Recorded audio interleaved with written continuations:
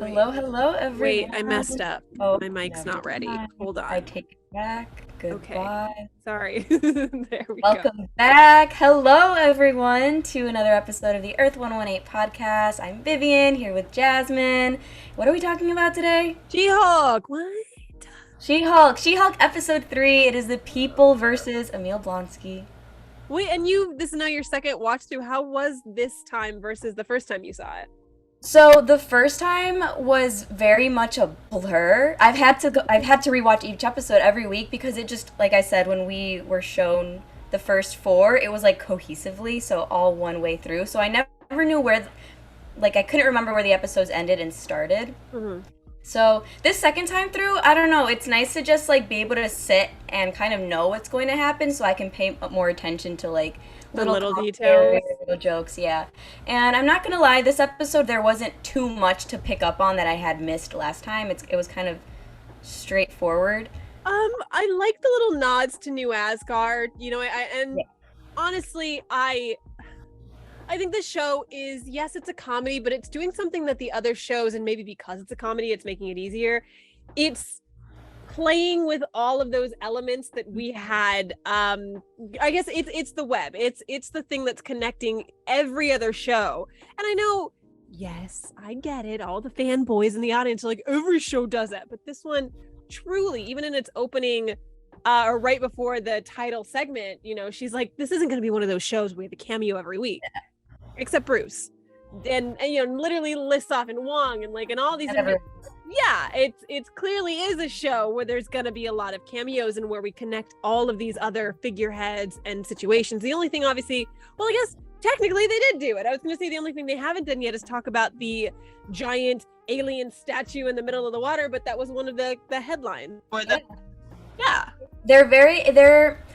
They're doing that and more. They're making commentary on it, and a lot of it is satirical, which I think is what adds to the comedy aspect of the show. Is they're commenting on the things that we know are existing outside in all of the other TV shows, but they're making it funny, or they're saying comments that people in real life have been saying. They're just acknowledging it. And honestly, I like the Beast, even that cute little thing of connecting the A and B story. Nice, something that we see in every sitcom, but it's really nice to acknowledge it. But I really want to pay attention to what that B story was. The idea of this Asgardian, I don't know if I was talking to you about this, or I'm sure I just be talking, but I really like the idea of a Naomi style show, because the thing about Naomi I believe she's DC. Naomi's DC, Marvel, DC, one of them, superhero, but Naomi's like an superhero.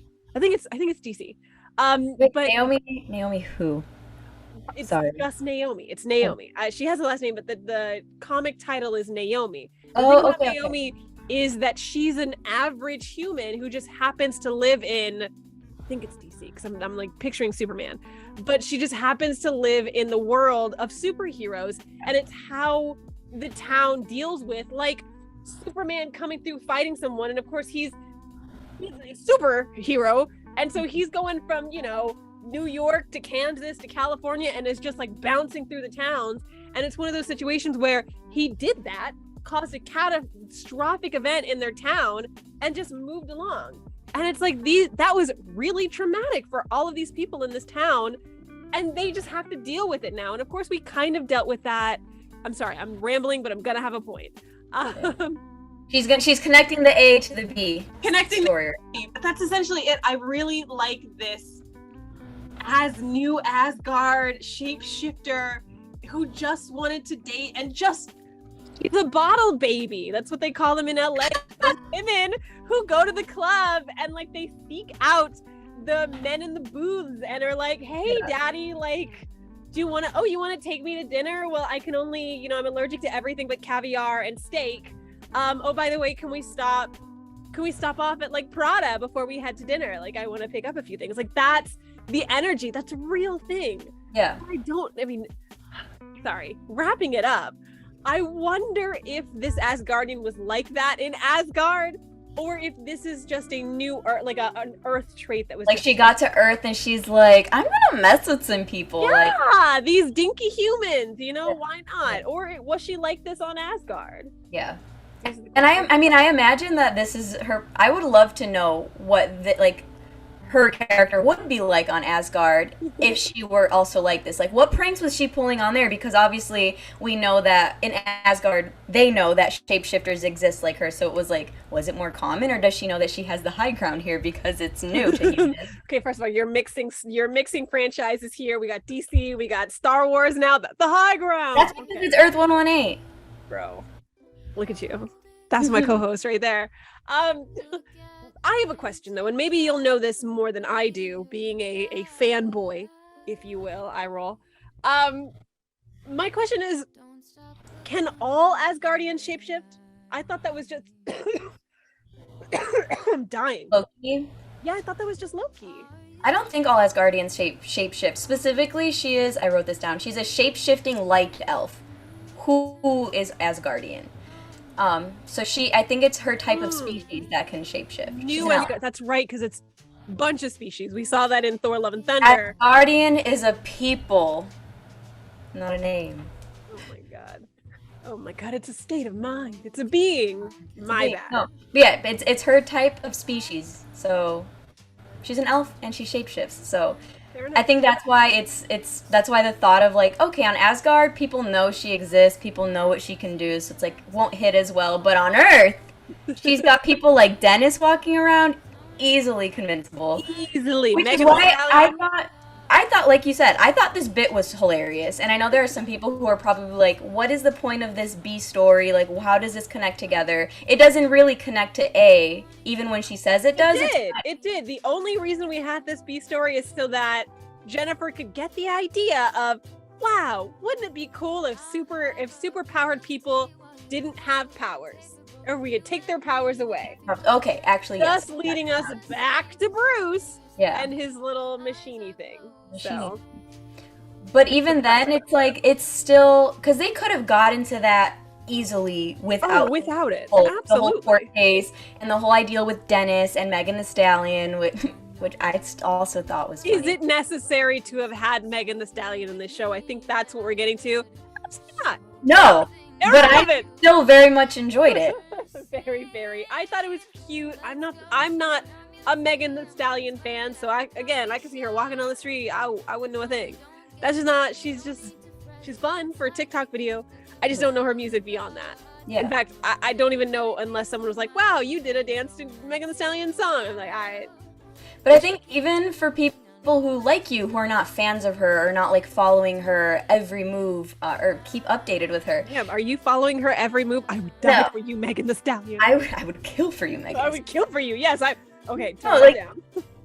Even people who are not like hugely familiar with her, we still know the name. We still know she is someone big in pop culture. So it's like, okay, it's still funny that they're tying in these real life pop culture references into this TV show, which I think just adds on to the satire. I don't know, because I feel like we've been doing little things like that all along. Like I feel like even throwing Jeff Goldblum into the Marvel Cinematic Universe is a play at an older generation's icon. You know, we've been throwing in all of these older actors that were really gimmicky and fun just to have them. I mean, Zeus, you know, like all of these different Matt, there you go, Matt Damon. That whole little scripty thing. Maybe it's just Thor. Maybe it's only in the Thor franchises that we throw in. Whenever there's an Asgardian around.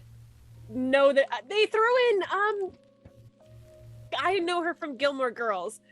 Sookie. Oh God, that's too old. That's Melissa McCarthy. They threw in Melissa McCarthy. Yeah. Yes.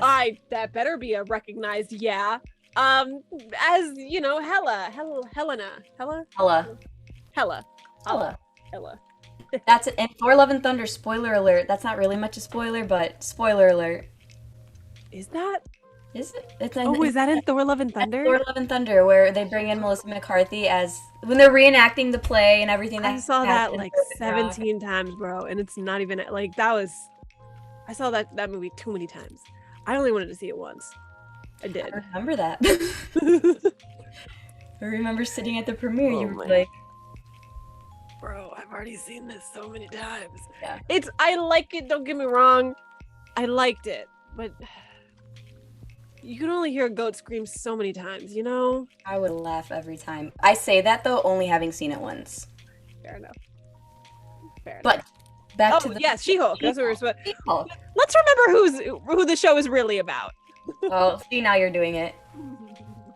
No, but they introduced a character that in this episode for a brief second. It was the character's Mallory Book, played by the woman that just walks in and gets hit on. Yeah. Renee Elise Goldsberry plays her, and because of if this were any other actor, like anyone I wasn't familiar with, I would have assumed this was just like a quick, like extra entrance leave. But no, because of who they casted, that's where I was like, and let me look up who this is in the Marvel universe.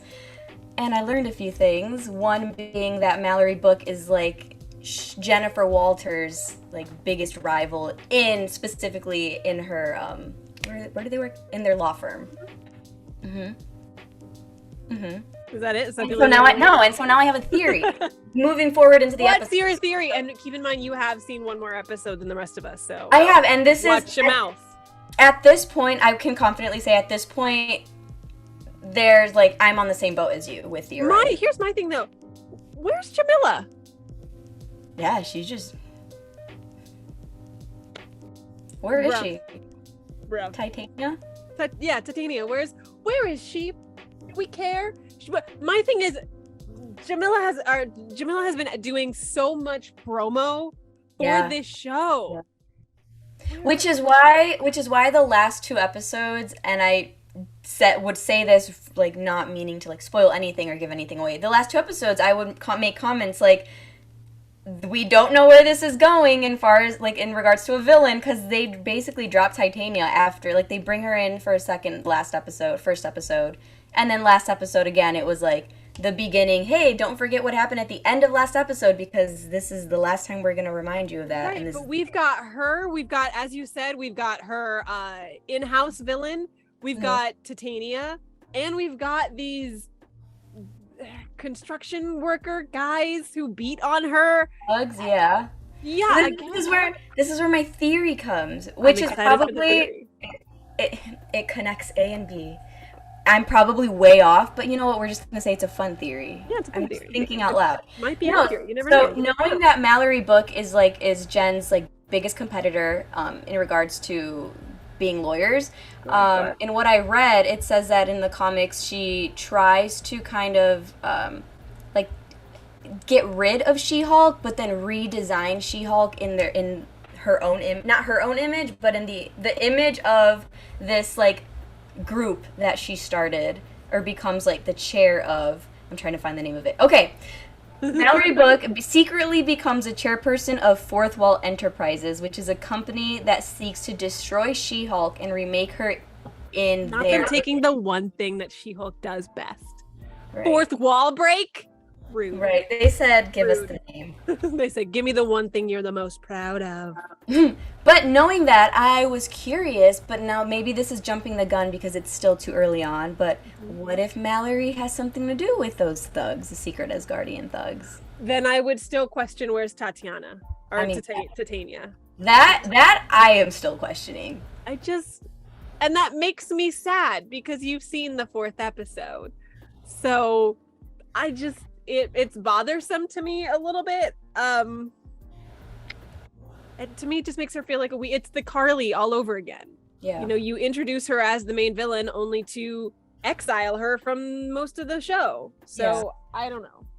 But I mean, given all of the little character introductions we've had, and that this is a 10 episode series. Sure.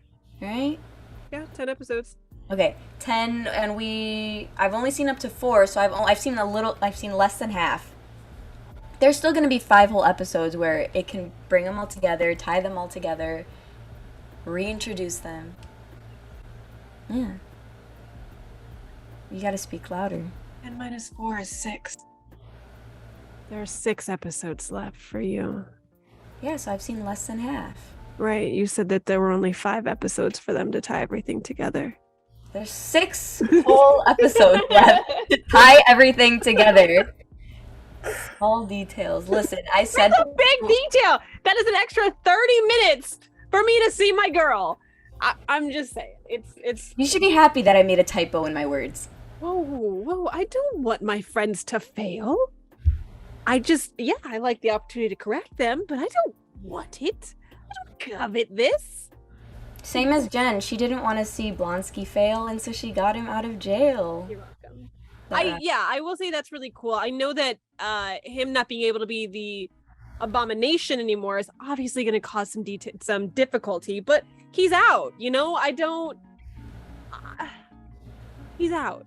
He's out, and even with, because that case, it takes up half of the episode, but this is also Jen's first case as a lawyer, which I actually really appreciated. Not as a lawyer, I'm sorry, as a working for this new law firm in the super division. And so it's just, I don't know, I appreciated that we got to see her as Jen Walters, being the Jen Walters lawyer, not She-Hulk lawyer for this first case. So that was cool that they got to do it within the jail, so it kind of set those limitations of, okay, you can't really be She-Hulk in here, so we actually get to see Jen Walters in action. And it's not a distraction, it's just her using her pure skill. Yeah. I agree. I think that's really, really cool. What was I going to say before? I was really interrupted by my own thoughts. I don't remember. I don't. Did it have to do with Emil's 7 soulmates? No, I honestly had forgotten about the entire, just all of that. Really? Yeah, I guess upon the first watch I'd forgotten about it, so rewatching it the second time I was like, you know what? That's funny too. The fact that he said something that I was like, I can't. 7 soulmates, not 7. Chuckled at. 7 soulmates, and he was like, they're my better eighths. I was like, that's so dumb, but it's so funny. The better 7ths, because there's ninths. I don't know. 8? If there's it might 8 have of been them 8. total. Well, it's 7. Yeah. It's 7 plus him, right? Yeah. Yeah. So his better 8ths. 8ths. It's cute. It's cute. He found multiple loves. Exactly, and it's tiny. Like I said, it's tiny little details like that that are thrown in there that I'm like, okay, that can go over your head, but when you go back, you're like, oh, haha. What about that comment that she got rejected by the Avengers? I was under the impression the Avengers didn't exist anymore, and in fact, they sold off the Avengers building. Like, the Avengers are not a thing. So I guess is that them trying to insinuate that she has been around for a while and just hid her identity because she was not accepted as an Avenger? Can you remind me who made that comment? One of the reporters. Well, then I would just assume that, like, they have their facts wrong. There's probably some people around that are like, when are the Avengers going to show up? Where are the Avengers? I'm sure there's people that exist that it hasn't hit them yet, that they're disbanded. Yeah. That's how I took it. Fair enough. So it's just a toss away line for you. I think so. That's because when you put everything, actually, does it give us a timeline of when she turned into She-Hulk? Or not a timeline? Does it give us? I mean, no. We know that it's after. Oh my god, there's so many players in this universe now. It's after the Eternals. Sometimes Bruce has a cast, so this is after the snap. I thought that was from his axe. Oh no, because he turned into the Hulk and it helped him heal or something. Like, they explained it in the first episode of whatever he had used. Maybe it was his dampening or whatever, or when he took off the dampening and could go full Hulk. It helped him heal faster. Yeah. IDK. It helped his arm. But him being in a cast gives us a time of when she turned into She-Hulk. So this is after. This is after Iron Man. So it's it's hell after that. Just the fact of the article would suggest that. The article with like the giant statue in the water. Yeah. That's enough for us to be like, oh, okay, so it's afterwards for sure. But yeah, I don't know where on the timeline this is. Is it before Spider-Man, after Spider-Man? Who knows? Yeah. Well, that was to answer your question of has she been She-Hulk for a while? No, I know that she hasn't, but I guess for the audience. Okay. What that was more, what do they think? Yeah. Yes. Okay. I'm up to Fair date. enough, right? So what are your expectations now for this show? Having everything that you know about this episode, where do you feel like it's going to go? I think it's just... So I feel like it's going to be... the last few episodes, I'm expecting them to kind of tie in where we start to see more of like this... I guess, I hate saying it this way, but like the superhero aspect of She-Hulk, where now we have the villains come in and we see her fight the bad guy and becomes like public hero, like in the news, because right now she's kind of back and forth of whether she wants to be this superhero, like to the public. I guess my thing about She-Hulk is I'm wondering when it's going to conflict with her job. You know, she's in a superhero lawyer division, a superhero law division. However, eventually both of her jobs, being a superhero and a super lawyer, are going to come to a head because she can't represent the people attacking her and she can't testify against the people that are attacking her. I don't think, unless it's with a different, you know, it's just too close to home. It's a conflict of interest. So, ooh, look at this face. Look at this face. Mm-hmm. Good? You okay? Yeah. Some things clicked in my brain. Given what I know that you don't. Okay. Mm-hmm. Okay. Cool. Rude, but cool. Yeah, it's a conflict of interest, and it just is curious to me. Either in the long run, I'd love to read more of the She-Hulk comics to see if they explain that a bit more, or if they just kind of let it go. Yeah. You know, it is what it is. Yeah. I think I don't want to. I will. Yes, that's what I'll say. Because some of what you said does, like, they kind of do answer or come back to. Actually, now that I am remembering correctly. So I just have to wait a week for my answer. Yeah. Yeah. Okay. Cool. I hate that. An answer for a few of the things you've said today that I forgot about, but now I assume my answer of there's no way that a fourth episode is going to go by and my girl's not going to be in it. That's brown girl hate at that point. Like, I hate it, and I hate you. Thank you. You're welcome. But other than that, I actually really enjoyed the little, I'm not gonna say the little cases that they're solving, but like the elf. Good job for you, Scooby Gang, solving your little mysteries. Those are cute. Yes, those are like not cute, but like they're funny, and it just reminds me that like this is a lawyer show. It makes it feel more like this is a lawyer show that happens to take place in the MCU, and I'm enjoying that. So I hope that we do get more of those cases. Like I do. I will say they're not like SVU level. There's no intrigue to them. They kind of just they're a lot more like themselves. But yeah, I will admit it is very kitschy. It's very cute. Halt. Hello. Hi. So yeah, that's next episode. We'll see. Well, I mean, you'll see if any of my things get answered. Basically. Apparently they do. That's what your innuendo face is saying. So got some stuff to look forward to. I mean, I have things to look forward to every episode. What's the new cameo? How many times will she be She-Hulk? Will I win the drinking game? You know, there's so many things to look forward to. Will Megan Thee Stallion return? No, God, they could not. Can you imagine? You know what my prediction is? This is not my prediction. This is me being funny.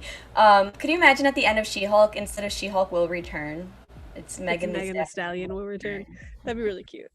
It would be very, very cute. And then like She-Hulk, my story, and then like does it again. Yes, it writes itself. It does indeed. I think that's really. But they would have had to do it after this episode, right? Or I guess maybe at the very end. They did at the end because it's just that's a whole collection of everything that we saw. Fair enough. Fair enough. It would be very, very cute. I will give you that. Also, the twerking. I wonder if that was Jennifer actually doing that, or if they had to get a twerk double. I'm gonna twerk double, or was it completely CGI? Well, even still, you have to have someone in the suit doing it. True. Yeah. Hey, if that was her, Tatiana Maslany, hey. Hey. 10 out of 10 for me. Jennifer. I'm just saying, it was nice. Oh, good. Well, it was nice. Wow. She did heard well. it here first, guys. She did well. Earth 118 supports Tatiana Maslany / Jen Walter / She-Hulk twerking. That I do. Well, until next week, guys, let us know what you think of the episode. Who do you think is the person that sent those? Wait a minute. What? What's your quote? Oh, my quote? I'm not gonna lie, I was looking for one. There was nothing that stood out to me this episode other than it's not one of those cameo every week type shows. Just don't forget who this is about. I like that, but that's a strong one, you know? Yeah. That strong eye contact. That's my quote of the week. And if you have a quote of the week, let us know in the comments as well. Alrighty, guys, until next week. Bye.